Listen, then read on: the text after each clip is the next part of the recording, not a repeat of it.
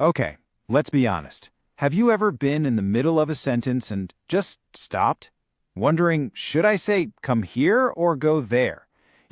They're two of the simplest words in the English language, but they manage to trip up almost everyone, even advanced speakers. So if that sounds at all familiar, you are definitely in the right place. So, what is it about come and go that makes them so tricky? Well, it all boils down to one simple thing: perspective. That's it. And the really good news? Once you get this one core concept, really get it, you're never going to mix them up again. So let's dive in and break down the one rule you actually need to know.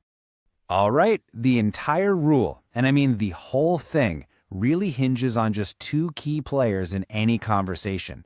Before we even get to the words come or go, we have to be crystal clear on who the speaker is and who the listener is. Seriously, everything else flows from this simple distinction. First up, the speaker. This one's a piece of cake, right? It's just the person who's talking. So, in this explainer, that's me. And of course, we have the listener. That's the person being spoken to. So right now, that's you. Speaker and listener. Got it? Just lock those two roles in your head, because the entire logic of come and go completely depends on where these two people are located. All right, now that we've established our speaker and our listener, we can finally get to the core rule. And it's all about one simple thing: the direction of the movement. Specifically, the direction of movement in relation to them. And here it is, the big secret. You use come for any movement towards the speaker or the listener's location. Just think of it like arriving. On the flip side, you use go for any movement away from them, towards some other place. It really is that simple. Just ask yourself, is the movement coming closer or is it going away? So here's the shortcut you can use in the middle of any conversation. Just ask yourself this one question. Is the movement getting closer to us? If yes, use come. Is it moving away from us? If yes, use go. Come equals closer, go equals away. That's the whole game right there. Okay, you ready to level up? This is where we go from just knowing the rule to truly mastering it. So what happens when we're talking about a third person, someone who isn't the speaker or the listener? Well, the exact same rule applies, but now it's all about whose point of view you decide to take. Just take a look at this example. Let's say there's a girl named Felicity, and she needs her mother's help. Now, if we're telling the story from the mother's point of view, her daughter is moving towards her. So the mother would say, Felicity came to me for help. But what if we switch it up and tell it from Felicity's point of view? Well, she's moving away from wherever she was, like her room, to go to her mother's location. So from her perspective, she went to her mother for help. See that? It's the exact same action, but the verb changes completely depending on whose eyes we're looking through. Okay, theory is great, but the absolute best way to make this rule feel like second nature is to just practice it. So I've got a few quick quiz questions lined up for us. For each one, you just have to decide, is it come or is it go? Ready? Let's see how you do. All right, question number 1.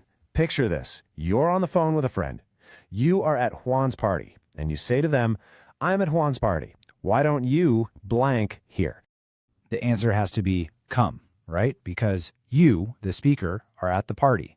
You're asking your friend, the listener, to move towards your current location. Simple as that. Next up, quiz number 2. Imagine you're in London, just chatting with a friend who's also in London with you.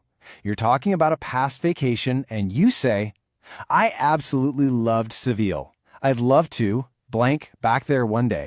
And the answer is go.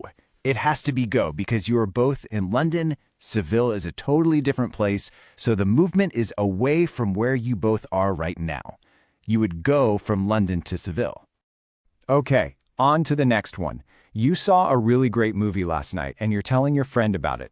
You say, I saw the film last night. I recommend that you blank and see it too. This one is go. Why? Because you're not at the cinema right now. You're just telling your friend about it, so you're directing them to a place that is away from you.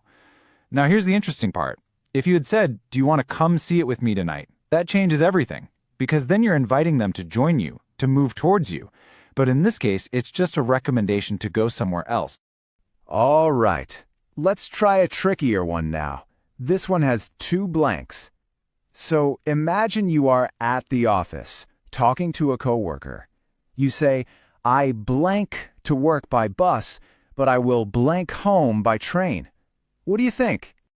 Okay, the correct answer is, I came to work, but I will go home. So why is that? You use came for work because work is where you are right now. It's your current location. You've arrived towards it. But you use go for home because from your perspective at the office, home is a different place that you will be moving away to later. All right, last quiz question. And listen really carefully to this one because we're about to flip the perspective completely. It's the exact same sentence, but this time you are at home talking to your roommate. I blank to work by bus, but I blank home by train. And just like that, the answer flips completely. Now it's I went to work, but I came home. Isn't that interesting? So why the change? Because your location changed. You are now at home. So work is the other place, the one you traveled away to. That's why you went. And home is your current location, the place you traveled towards to get here. So you came. It just shows you location is absolutely everything. So look, if you remember just one thing from all of this, let it be this. The key isn't the destination itself. It's not about the office or the party. It's about the direction of movement relative to whoever is speaking. Is it coming closer or is it going away? Honestly, that is the only question you ever need to ask. And there you have it. The secret is officially out. Now that you know this rule, I can pretty much guarantee you're going to start hearing this mistake everywhere. In movies, on TV shows, probably in your conversations later today. The next step, of course, is to start using it correctly yourself. So, happy travels, no matter whether you're coming or going.